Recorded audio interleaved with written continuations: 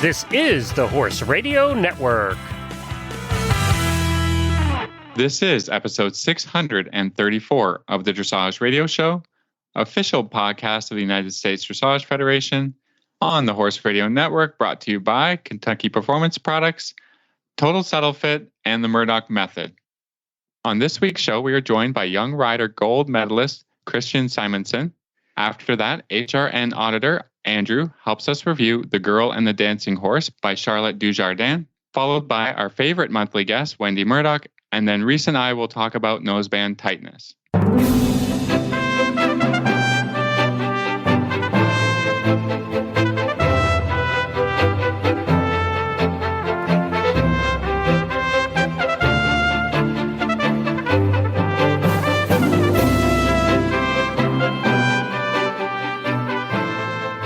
This is Reese Koffler-Stanfield from Georgetown, Kentucky. And this is Philip Parks from Rockwood, Ontario, and you're listening to the Dressage Radio Show. Hi, Phil. Hey, Reese. How is it going? It is going. No, it's it's going. We have another super busy week here. We've had kind of 3 really jam-packed weeks. So this week coming, we have our Kentucky Championships, or one of them. And so we've got another group of horses going there, which is super fun. So there's a team competition. So my team is with a very good friend of mine, a couple good friends of mine. And our team name is, it's really called Dressage. That's our team name. So there's Dressage. Yep. There's a team competition. Yep. And then the local championships on Sunday. So Big Mike is getting called back up. He gets to go and party a little bit this weekend. So it should be really fun. That's awesome. I know that today I shipped in to our last show of the season. Seems like we just started. A little bit sad about that. But we've only got so much good weather left up here in the north, so we're going to take advantage of it. And I'm going to be competing in the 4th level, and I think it'd be fun, be awesome. Yeah. So a little bit busy with you showing and me showing, and and getting out there and doing the stuff. So if you see us around, say hi. Say hi. You need it. We love to chat. Yeah. It's this time of year, and Phil, this show is pretty close to your home, isn't it? No, this one's it's all relative, but it's about an hour away. So I drive back and forth. Yeah. Yeah. So that makes it a long week for sure. The horse show is at the horse park, so it's really close to us. So it's really fun. And it's nice for us here because at this particular competition, I bring Mike home. I just trailer in. Yeah. Trailer in, yeah. That's just really nice. He's actually pretty good about that. That's a skill. My horses didn't used to have that skill. They used to have to go and stay at the horse show. But now I do more hauling in. So it sometimes is an issue when we go stay at the horse show. So, I don't know, you're like, oh, I can't win. Never perfect. Never. No, no, it's not. It's certainly easier when, obviously from a staffing standpoint, and we have it down to a science. We leave an hour before we are supposed to get on. Which works out really well. So we get on and go do the horse show and come back, which is really fun. So, all right. Well, good luck to you too. Team Dressage. Dressage. Yes, exactly. Team Dressage. So it should be fun. This is just a fun show. It's, I find too, and I think you're like you were saying, your season's short. I find the more I'm in the ring on a fairly consistent basis, the better I am as a competition rider. That's pretty much in general, right? Mm-hmm. The more you do it, the more you get used to doing it, and maybe next season we'll have a full season, kind of April to September, and get back to our normal routine and stuff like that. So right. At least you were able to show. At least this year we didn't have a completely quiet year. Yeah.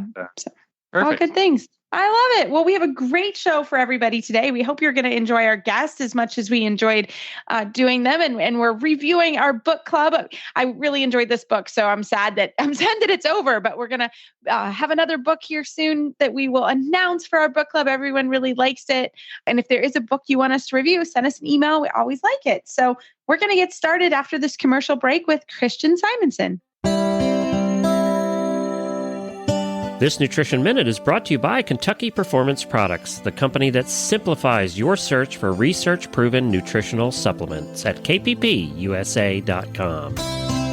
The horse that matters to you matters to Kentucky Performance Products. Managing horses can be challenging. Each horse's personality affects the way he behaves and reacts to the world around him. Horses with certain dispositions can be at higher risk for developing health problems than others. High-strung or excitable horses are easily stressed, but so is the timid, quiet warrior. Stressed horses are more likely to develop digestive upsets that lead to colic, diarrhea, and ulcers. Nalox Advanced was specifically developed to support a digestive tract that is under stress. It sustains proper pH levels, reducing the incidence of ulcers and hindgut imbalances, while simultaneously supporting the healing of damaged tissues. Nalox Advanced supports the complete digestion of starches and sugars and sustains populations of beneficial bacteria. Make life a little easier on your sensitive horse and start him on Nalox Advanced today. To learn more about the ingredients in Nalox Advanced, visit Kentucky Performance Products at kppusa.com.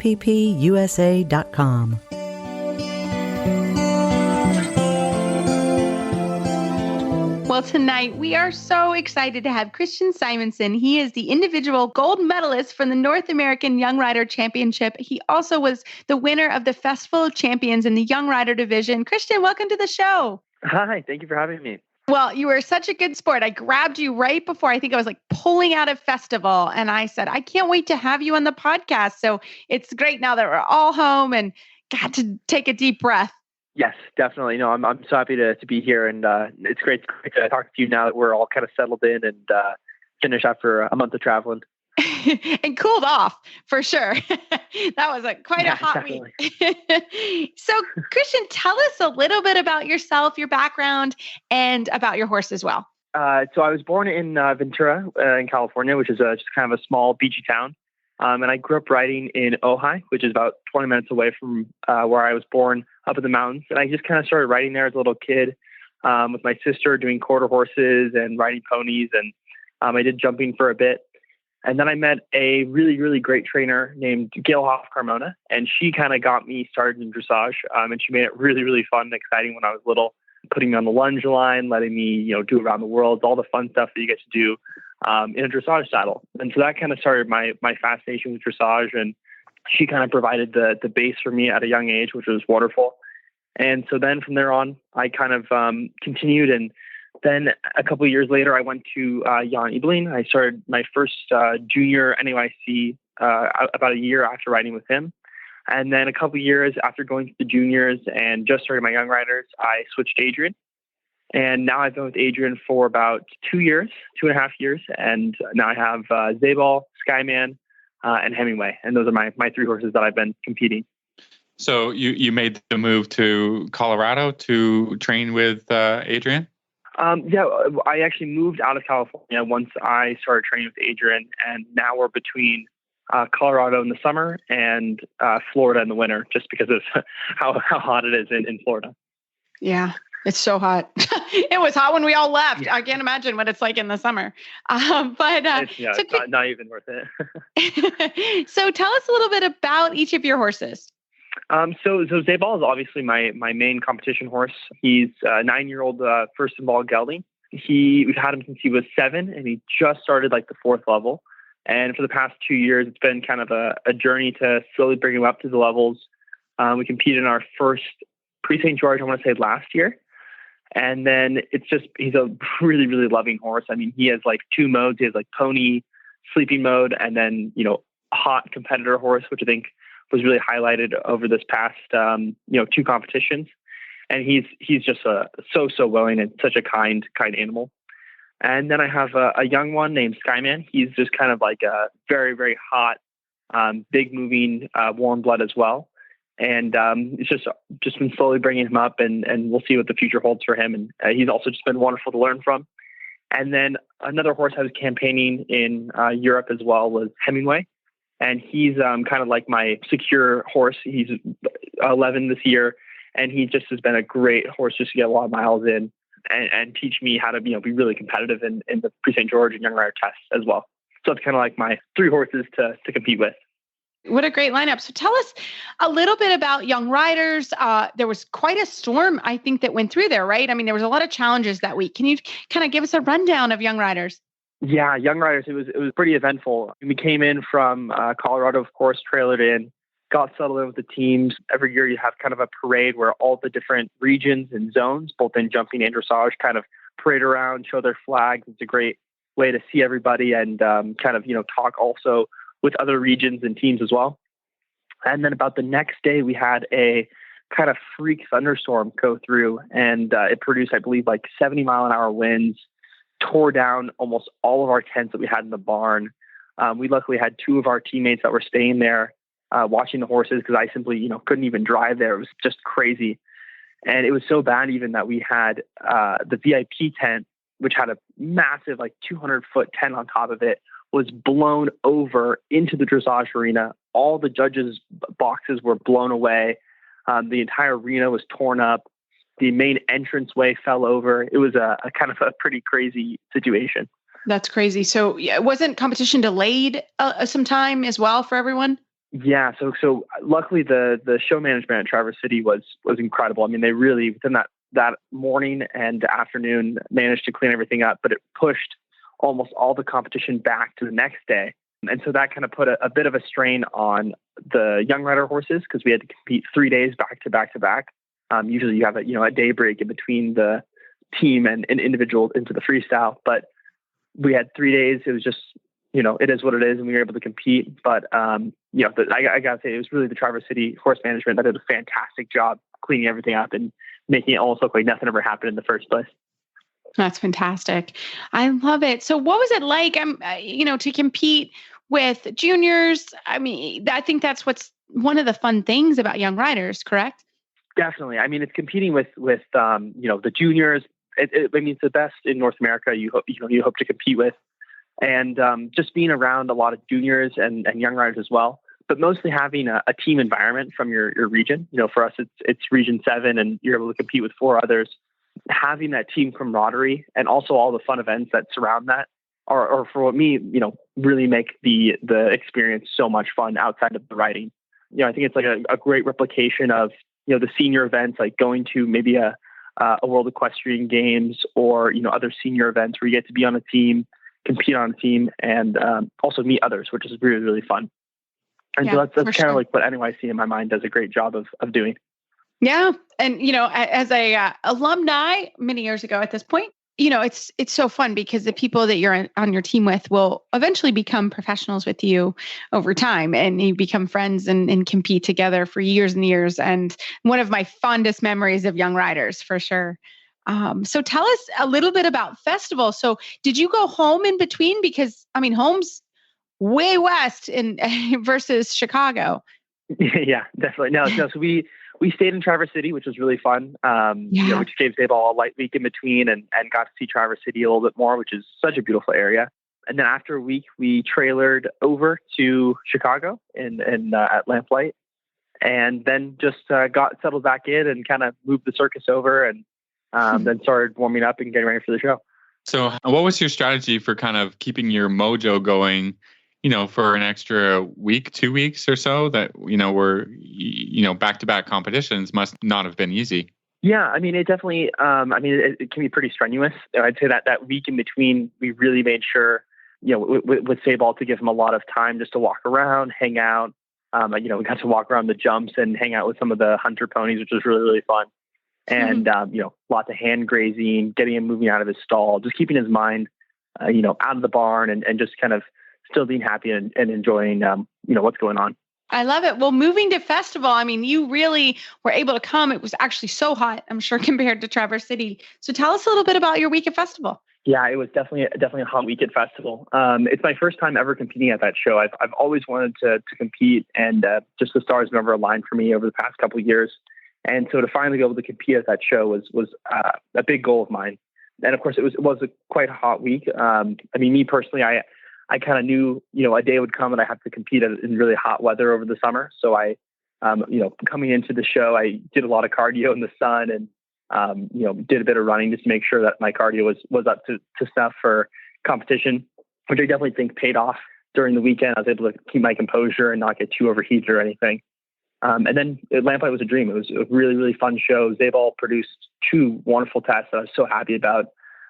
Set a new personal record for me in the individual. And it was just all in all. It was American record too, right? I believe so. I think it was. Sure, yep. but I'm pretty sure it was. New American record. And tell us your score. It was a 75.2, something like that, around 75%. Yeah, it was awesome. It was so cool. We were all cheering and so excited for you. That was really cool. We were stabled in the tent just down the way from Christian, so it was fun to have him come back and tell us how great he was. Right. I loved it. Oh, that's fantastic. So what happens now? What are you doing now after all the excitement this summer?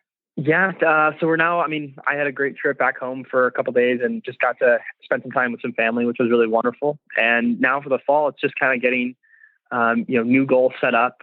Bringing along Skyman is going to be one of the bigger goals I personally have. And then just kind of seeing what next year will hold. I would love to go into the U25 division. I'm pretty aware of like how big of a jump and how much I need to learn to get to that division. And so maybe if next year or the year after, maybe that's something that's in the cards for me. We'll have to see, but that's something I definitely would like to compete in the future. I love it. Well, we are so thrilled that we were able to have you on the show, and we look forward to watching you as your career continues to grow and you break records. It's fantastic. And we wish you safe travels to Florida soon. Thank you so much. The Horsemanship Radio podcast is dedicated to the advancement of great horsemanship throughout the world. Monty Roberts often stops by to present on this podcast, hosted by his daughter and legacy strategist, Debbie Roberts-Laux. The show includes segments, tips, and interviews exploring effective training centered on the well-being of the horse. This multiple award-winning podcast has 1.6 million downloads to date. HorsemanshipRadio.com, sponsored by Hands On Gloves and Monty Roberts University. Well, tonight it is time for us to do our book review of The Girl with the Dancing Horse by Charlotte Dujardin. And we're very excited to have one of the Horse Radio Network auditors, Andrew, on the line. Andrew, welcome to the show. Thank you. Yes, tell us a little bit about yourself and how you found the Horse Radio Network, etc. Sure. I'm an older professor of marine chemistry here in San Diego, California. And I'm originally from United Kingdom, sort of, in that I was born in Africa, in Nairobi. Although my parents stayed abroad, I went to boarding school in England for many years. And then they finally moved back in my early 20s.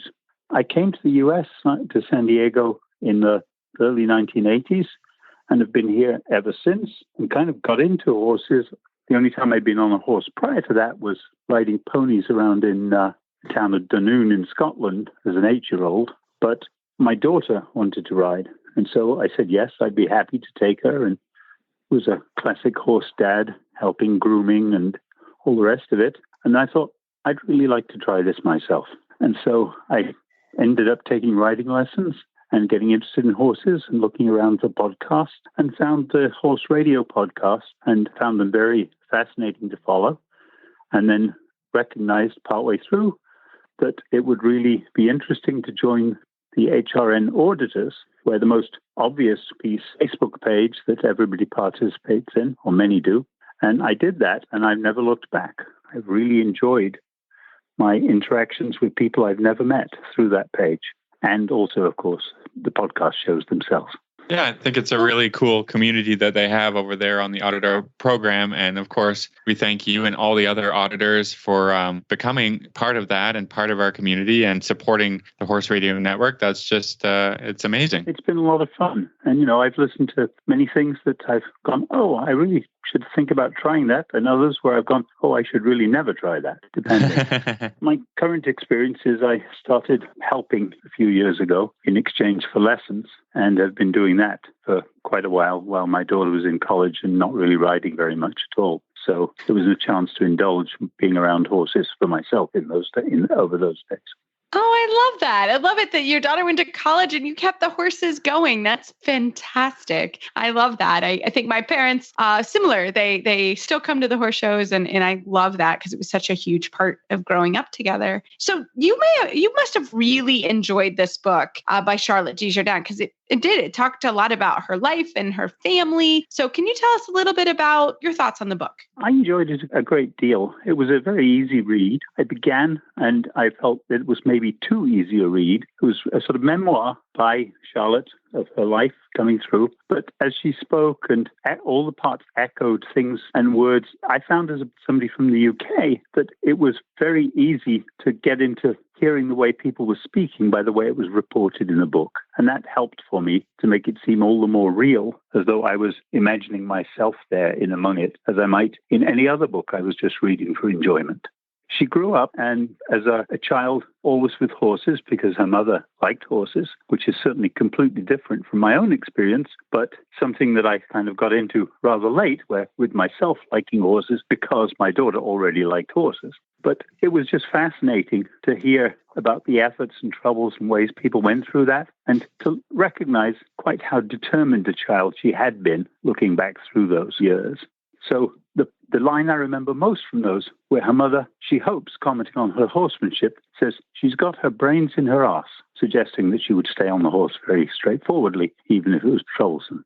All in all, it was a lot of fun to then see that evolve through working with Carl Hester, essentially as a working student, and then kind of becoming part of the group and ultimately taking over the training and riding of the horse that was barn named Blueberry, whom many of us got to know under the name Vallegro, and hearing about their journey through lower level competitions right through two separate Olympics almost brought tears to my eyes at moments because it was just so nicely emotional reading through it. Yes, she really brings a heart to telling her story, and I think it's obvious when you see her ride or her interactions with the media or whatever that she at the heart of it she really cares for the horses, and she was brought along in the barn and as a working student. Then you're forming relationships with the horses because you're spending a lot of time with them, and obviously she enjoys that part of it. And I mean, it's kind of a touching story how she came along and had to work very hard and was just had a feeling about Vallegro, because in my memory when I was thinking about this and how it seemed like Charlotte Dujardin and Vallegro just kind of burst on the scene, and it's like, where did they come from, and what's her backstory, and all of these things, and like it felt like she just came on the scene winning, gold medals and the Olympics and the Europeans and the World Cup. But from this book, you realize that she had been very hardworking all the way up until that point, and really got this opportunity to ride this amazing horse. And she was probably a bit stubborn and I'm just going to work really hard, and I'm just going to do it, and we're going to make a great partnership. You recognize quite how much she loves them as an individual horse, not just as a means to her own goal. Yeah, and I think that I enjoyed that part of the book too, because I happened to be reading it during the Olympics. I was on a little vacation with my family and the Olympics were on. And so I was watching the Olympics and reading the book, and I really enjoyed that piece of it, and kind of how she spoke of Blueberry, but her other horses. And you could see that she was riding a horse named Pumpkin. And so it made her a little more human in a way. And I enjoyed that a lot. If all of us in horses, if we sat down and wrote a book, we could make it quite interesting and funny, because some of the things that happen, you can imagine, like you said, you were there at that horse show watching this little girl and thinking, okay, that she's going to be literally one of the greatest of all time. You've seen those fragments in your own life. And that was how I felt going through. And it was particularly, yes, you played with ponies as a kid. Now forget everything. And then, you were the horse mom, myself, looking at myself there and seeing it from how she was talking about her mother's side of it. And then suddenly I went, just a moment, that hotel in Greenwich is where I've stayed when I've been to Greenwich. And that tying yourself into the whole story, even though it's nothing to do with you, made it to me a really enjoyable, and we can't really call it gripping because we know she was winning those things. And so although it's told as though she might not win, you know that 2 pages further on she must win because this is a true story and you know how it came out. Right. But that doesn't matter. It holds your attention mentioned, right? Yeah.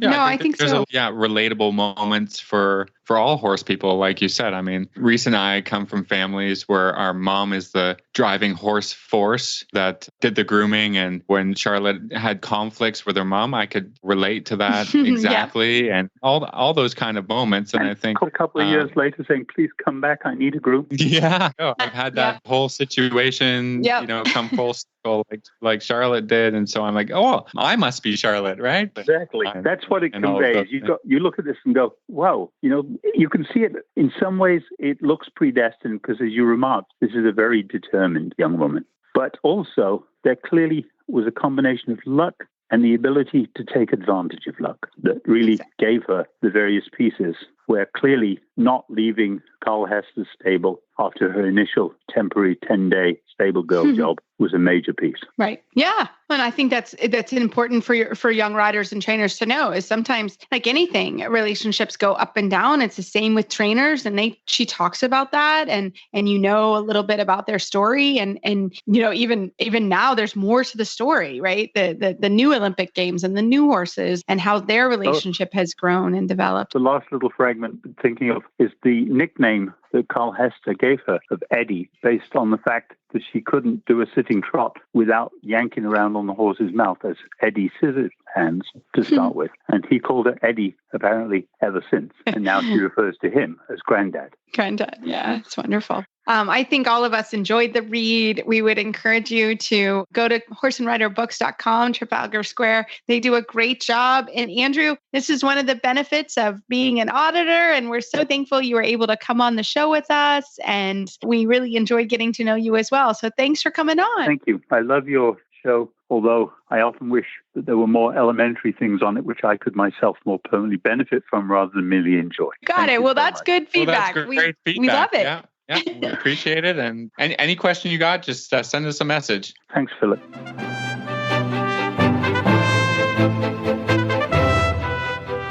Well, tonight, as always, one of our favorite monthly guests, Wendy Murdoch, is back on the show. Wendy, how are you? I'm pretty good, actually. If anybody's been, you got an owie on your finger, right? I do. Yeah, and it was a garden injury. It was not horse related at all. This is why I don't garden. Yeah, it got between a 5-pound mallet and a wood post. Ooh. Yeah. So, Wendy. But the stitches will come out the day I leave for safari on the 15th, so I'll be okay.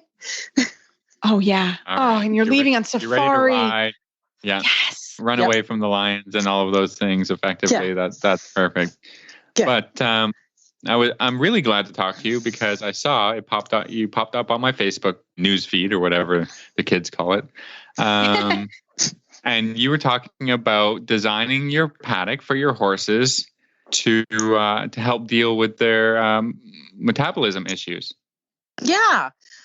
So this is one of the things that with COVID, like I stopped traveling, and so I got off the road and I looked at my horses and I was like, "Wow, you guys are fat." And they were, and they were in a field. It's a 2-acre field.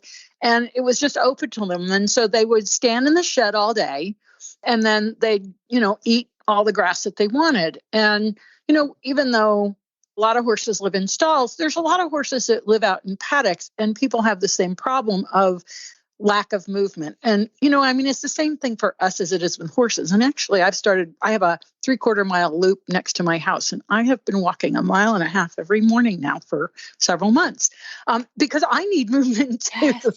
Yes. So I thought, if I'm going to make my horses move more, I need to move more. I'm still struggling with the hay bag part for me, but yeah, let us know if you figured that out. I'm game. I will be your tester. Great. I'll work on that. But anyway, I had heard about these things called pasture paradises, and I've seen some of them. Like when I was over in the Netherlands, this one place, which was very small acreage, had this really cool setup where they had a roof covered area, right, and a gate that was one way, kind of like a turnstile for people. And so once the horses went through it, they had to walk all the way back around to get back to that spot. And then I have another friend who actually had one made. There's a company in Germany that makes fantastic pasture paradises, but a little pricey. It actually has the horses are microchipped. And when they come in to get their grain, it's an automatic computer program that gives them their grain. Nobody can come in and bother them. And then they have to go out, and they had several different types of surfaces and things. So, I was thinking, I really need to get my horses moving more. They're getting older. Al's got PPID, and, we've been working on his metabolism. And the number one thing that's going to help the metabolism is movement. Horses are designed to move. And so when we either have them standing in a paddock where all they can do is put their head down and just eat chocolate all day long, or in a stall where they're not moving, we're actually deconditioning them. So if you're dealing with an athlete, what we know is you need to keep the athletes moving. And the longer they're standing around, the effects it has on their metabolism, on their feet, their overall health. We know all the downside of horses standing around. But how do you get them moving in a simple, easy way? And that's what I was looking for, because, I like low-tech stuff, like my lookup glasses. They're low-tech, right? I like low-tech. And so, I went online, and I had seen, when I was in New Zealand years ago, this type of stake. It's called a pigtail. A lot of people have the yellow electric fence posts, and they're okay. I prefer the pigtail because it's metal. It's less likely to bend, and it has a little curl at the top. So it's super easy to run the electric wire through. And I set up, my first one I set up was last summer. I set up a spiral. And so the idea is that you want to have the water, the hay, and the shelter as far apart as possible. So the horses have to move from one place to another, because I don't have any gate system. I just have electric fence, and I have a shed. I have an area where they eat hay, and I have the waterer. And so I created a spiral to the waterer that they had to walk around through, I think, 2 or 3 rings. But the one thing I learned about that when I set that one up is I thought my horses were smarter than they are. You can't assume anything. No. It took them 6 months to really figure out that they had to walk away from where I was at the gate to come into the barn. They had to walk away from me to follow the spiral to get to me. So that's when I realized either my horses have been in that field for so long that it's such a habit they couldn't figure it out, or they just weren't as smart as I gave them credit. But either way, they finally did figure that one out. And one of the things that is a really good idea to do, which I didn't do in my first one, is to put in extra gates for when the horses can't figure it out and it's pouring down rain. So you don't have to go out and walk them back to the barn. Oh, yeah. That'll take the extra time. Yeah. Yeah. Sure. So I got exercise because I had to go out and walk the spiral with them and get them started. And then they would finally figure it out, and they'd canter up to the gate, which was great. They got a little, elevated heart rate. But I just really started experimenting with how can I manage my pasture. It's a 2-acre field. And, in Virginia here, we had a ton of rain, and then we had drought, and then we had a ton of rain. And now we have the rich crabgrass and stuff. And then we'll have the fescue as soon as the frost comes. So, we have these different grasses with different levels of sugar. And how do I manage their movement and their grass consumption? And so this was the solution. And the last one I just put up that Phil's talking about, for Joyce Harmon is where my horses live, at her place. And so I tried to explain to her what I had set up, because I was the one who did it, and everybody else has to also help with the horses and the gates. So I drew a little map, and then I thought, well, that's cool. I'll just put it up on Facebook and let people know what I've done. And I've gotten so many comments on this, and people have asked me, and I just used electric fence posts. I call them pigtails, or the ones with the little curl at the top, and tape. And then I build in gates, lots of handles, and then I just build tiebacks. So when I open the gate, there's a stake for me to attach it to, so it's not draping on the ground. And the one I designed recently, it has several zones. So if it's dry, I can open up more areas. And if it's rainy and they have more grass, I can close off areas. And I've built it so all the gates are closest to the barn, the way it's set up. And the most fascinating thing when I did this that I never expected was that during the day, the horses, without the fencing would stand in the shed. I mean, I'd come up to the barn and they'd all be standing in the shed, and they'd stand in the shed for hours. But as soon as I put up the electric fence, they stopped standing in the shed. And I can't explain that. Oh, that is interesting. Yeah, they were out. They were out moving. And the bugs are the same. It's not like I did, I do fly predators and manure management and stuff like that to keep the flies down, but it wasn't like I changed anything in that regard. I just simply made it so that there were these areas, and they stopped hanging out in the shed.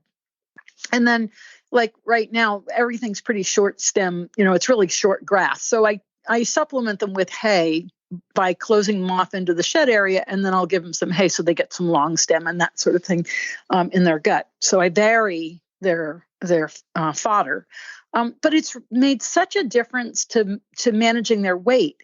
I have muzzled them, but Al, my horse, stopped wanting to put his head in the halter, and it was like, okay, you have you have a choice.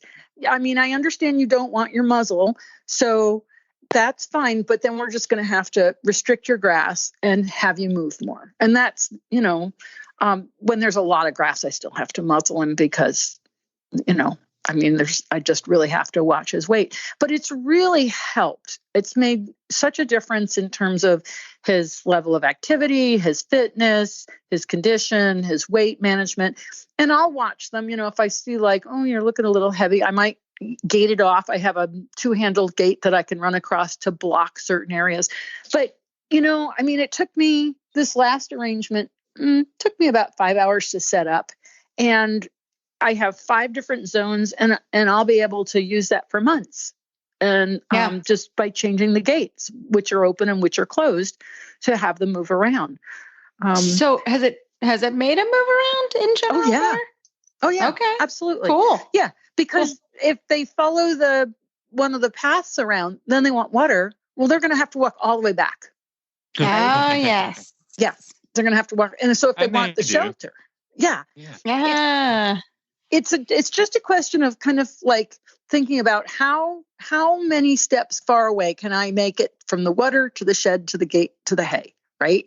And at first it takes a little bit of kind of creative thinking. Like I was sitting there going, all right, I'm going to do this new one, and what am I going to do? And so I have an outer loop, an inner loop, loop around the water, and then a separate area.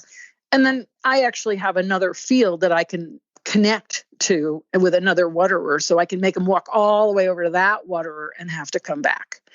Yeah. Oh, that's mean.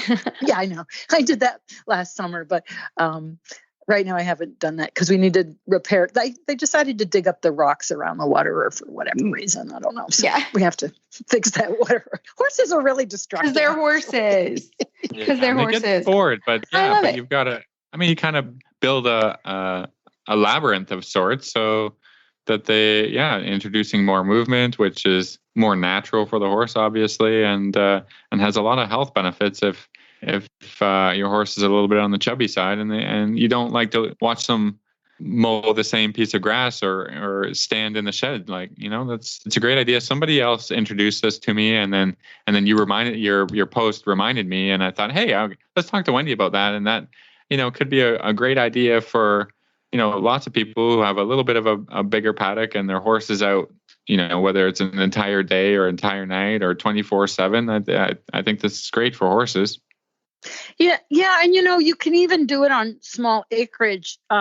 There's a facility called Misty Meadows Equine Learning Center on Martha's Vineyard, and they have small paddocks, but all they did was make a square with the electric fence so the horses couldn't walk across. They have to walk around the perimeter, and that's made a difference.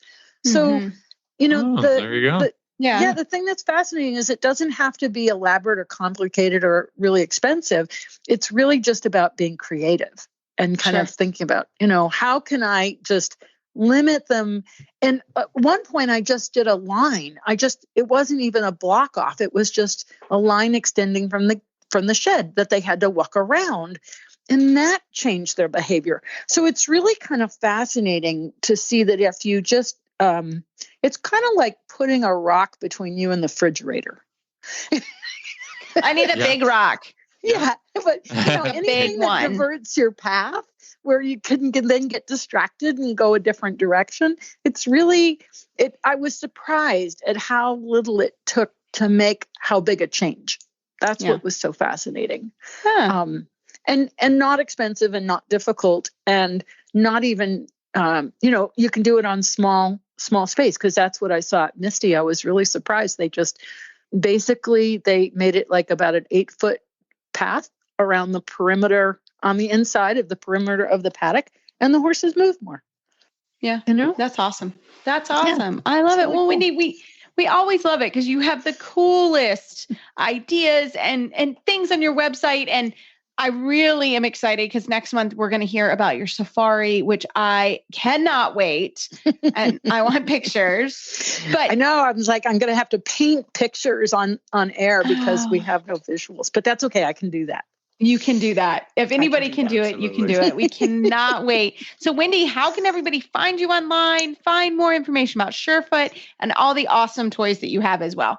So murdochmethod.com, that's MURDOCHMETHOD, because some people spell it with a K, it doesn't work. But murdochmethod.com is my website. If they want to learn all about Surefoot, they can go to surefootequine.com. And of course, on Facebook and Instagram, it's the same thing, Murdoch Method or Surefoot. And just remember my YouTube channel. I've been meaning to put out a post with the best ofs from the webinars. We've done 239 webinars with Wendy. I know. And we're going to pick it up again when I get back. And so they can go out there and catch up on their webinars. We have some fantastic webinars on saddles, English saddles, Western saddles, hoof care, holistic medicine, some really nifty ones on fascia, and just lots of really cool stuff. And by the way, apparently my Wendy's Winnies, which is what I call my podcast on Apple, is now on Amazon and Audible. So Wendy's Winnies is the podcast version of the webinars. Yeah. We continue to put them up. They're not all there yet, but we put like 3 more a week up on the podcasts. Yeah. Fabulous. So you can listen to them. Oh, we love it. Very cool. We didn't know you were doing podcasting too, Wendy. You're amazing. It's just the audio from the webinars. It's not like I do separate stuff, but yeah, because so many people were driving their cars with YouTube running on their phone that I was like, that's bad. I got to get the audio up as podcast to keep people safe. Yeah. Very cool. Yeah. Good idea. I love it. Well, Wendy, you have safe travels, and seriously, I cannot wait to hear all about the safari. I want to book my ticket for the next one. So it's amazing. All right. Have a great time. Thanks. And you guys take care till I see you again.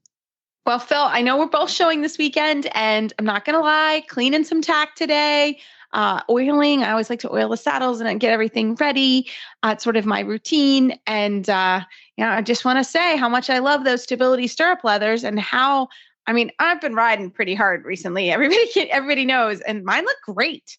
I love these stirrup leathers. Yeah, it's great how, the leather is so soft, but on the other hand, it's not wearing and tearing. And so I don't know how Justin sources these products and how he gets them made so well, but kudos to him. Kudos to the team from Total Saddle Fit. So all the products are awesome. Go check it out at totalsaddlefit.com.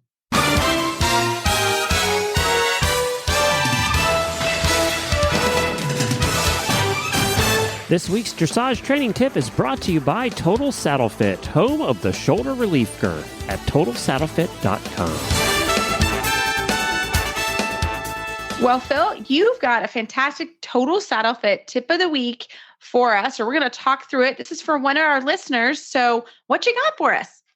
So we got an email, and this is generally just talking about the tightness of the noseband. I should talk about this because we kind of had a pilot program going on in Canada at our competitions, and talking about noseband tightness. The FEI has been discussing it. Different nations are trying to implement strategies in measuring noseband tightness, and so the stewards at the shows, I didn't talk about this with you, but the stewards at the shows have a little device that they've sourced from Norway or Sweden that they're using there to measure noseband tightness. Because the problem, like the stewards have always checked noseband tightness, but there's no real way of saying your noseband is too tight and someone else's is not, is not too tight. And, so this little gadget is, it's kind of a wedge shape. And then the stewards put it underneath the noseband at the bony point. So right when the horse is facing you. So if they can get the little wedge in, you're good. And if they can't, you're not good. So this is just a pilot program. So they were just looking for feedback from competitors and whatever. But I think this is moving forward with all nations and the FEI, if they can come up with a way of measuring the noseband tightness. So I just thought this was a really appropriate topic and wanted just to hear your thoughts on this stuff. Yeah. Well, I think things in bridle, bit fitting, noseband fitting, it really has grown and developed. I would even say in the last 5 years, where absolutely. It's a totally different world than when Philip and I started as professional riders. So one of the things that I do now is I have every single horse that I train on some level have a bit fitting and a bridle fitting because, and the other thing is I also make sure and I'm really stay up to date on dental work. And we have had Dr. Brad Tanner on the show before, but I'm so lucky he's a board certified dentist. He is, 10 minutes down the street from me. And if I have any extra questions, I always have him come. For example, I had a horse that ended up having some significant mouth issues. He was just really funny with his tongue. We had done the bit fitting. We'd done the bridle fitting. I had asked the owners, if they had his teeth looked at. They said, yeah, we have. But I was like, something's not right with this horse. So we did some more investigation. And, so I was able to call in Dr. Tanner. And one of the things with that horse was he got worse and worse the tighter the noseband was. I have had horses that do need a more snug noseband. I certainly have seen nosebands super, super tight. I don't think that's how they should be, but I do think it's important to have a bit that fits, a noseband that fits. There are all kinds of different nosebands now. Some horses just like different fits. We know now that, the facial nerves come down and some horses are super specific about certain ones and they like them or they don't like them. So I think that there's a lot more resources in this department. It used to be, when you and I were kids, 20 years ago, we pretty much ride everybody in the same bit and the same bridle. And there wasn't a lot of shifting around. There wasn't a lot of changing around. So I think that really has developed, wouldn't you say, in the last bit? Yeah, absolutely. Yeah, the science is evolving, and the options of bits are phenomenal and can really help horses. As a general rule, when I talk about noseband tightness and this kind of thing, I try to tell people that it should be snug like you're doing up your watch on your arm. So not sliding up and down and whatever, but just giving a little firmness to the mouth. Yeah. You know what I mean? Like, I say a belt. Or same kind of concept. Yeah. Your belt, it needs to be firm, because if it's not firm, your pants, it's not going to do its job. If it's too loose, it's same like a watch. Like your watch. Horses don't like that either. Yeah. Horses don't like that either.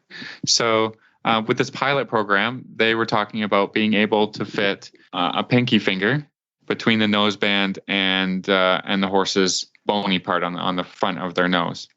Okay. So not like a loose way, like I said, this device was a wedge shape, so they just kind of slide it in, and they're like, okay, yeah, I can get that in, and then easily in without pushing on it or hitting it with a hammer or something like that. But just they can slide it in, they slide it out, and then you're good.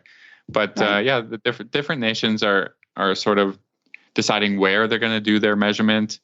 And my horses were good. Like, it's fine. I always think, like, if your horse is trying to evade the bit, then you need to be looking for a different bit, or like you said, with a dentist, because no matter how tight you can physically tighten the noseband, the horse is uncomfortable. And that's the issue you should be solving, not like, let's see how, let's get more devices on how to tighten this noseband harder and harder and harder. Like, the horse is unhappy. So try to solve that issue. But again, if you've got your noseband so loose that it's not doing a job, well, why have it? Why Right. wear it? It's got to kind of do its job without interfering with nerves and muscles and all of that. So yeah, it's tough. Every horse it is a is little bit tough. different. And I think too, with nosebands, bridles are designed. I think my biggest pet peeve is a noseband that's designed to have a flash without the flash on it and just the loop hanging down. I don't like that. I'm not a fan. That bridle was designed to have a flash, right? And if you're not going to have a flash, you need to go to a different type of noseband, in my opinion. I like drop nosebands. I have a lot of horses that go on really old school drop nosebands. They don't hit the facial nerves. They're quite good. So I'll switch horses to that. I think, again, you really have to look around and see sort of what your horse's conformation is. Yeah. Lots of resources now online for this too. Yeah. And to make sure that the bridle is big enough, I see lots of horses in too small nosebands that they don't even reach all the way across. And then they kind of shift up towards the horse's eyes or whatever. So they're just sitting in the wrong place because the bridle doesn't fit. And the other thing I like to do is, if I have a horse that's a little fussy or a little problematic, I'll just go out and buy more padding. You can put more padding on lots of padding. Yes. Or you can put more padding across the nose. I mean, the nose. They sell all these awesome extra products and that honestly, like top horses of mine have always had a nose piece. That piece really is nice because it really makes the whole pressure equal around, and the horses a lot of times like that much more. So you want to distribute the pressure evenly over more surface area. I think that's a no-brainer. And of course, all horses are individuals, and you've got to sort of mix and match and play around for a while to find the right one. But I think the answer of just letting the noseband loose and letting your horse, lots of horses evade the bit early in their career, like 3 and 4 years old, by just opening their mouth. And that's not good either. No, that's bad too. Never stop that. Right. So, in those situations, 3 and 4 year olds, you have to be working with a trainer. Absolutely. To tell you to put you on the right track. But again, like putting your foot on the horse's head and cranking that noseband is also not the right way. So we try to provide a little bit of guidance of, if it seems too tight, it might probably be, Yeah, maybe. Yeah.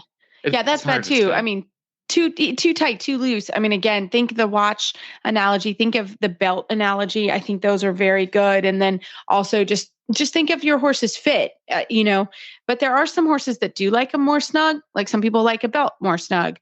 Some that like it looser.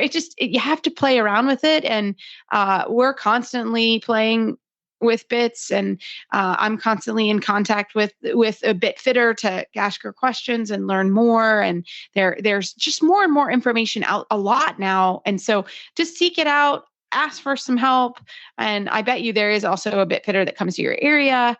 A lot of them now are doing FaceTime consultations or, Skype consultations if you can't get to somebody. So the resources are out there, but it's hard to make a blanket statement on it, but it's definitely something that we are constantly, I talk to Phil about it, like, hey, what do you think? Would you try? So sometimes you have to tinker around with it. And then once the horses find what they like, they usually are like, oh yeah, this is great. And they're quiet and like it. And off you go. Yeah. And then you off you go. About it. Yeah. Well, really fun discussion, Phil. We could go on for an hour. This is great. What I would call, sitting by the fire talk. Trainers can talk about bits and fittings and bridles all night, but that was awesome. So great tip. And as always, feel free to send us emails and Facebook shout outs. We like them all the time for our Total Saddle Fit tip of the week. So keep them coming. Well, as always, everybody, you can find our show notes and links to today's guests on our website, dressageradio.com. Like us on Facebook, just search Dressage Radio Show. Follow us on Twitter at Horse Radio. My website is maplecrestfarmky.com, and my email is reese@horseradionetwork.com.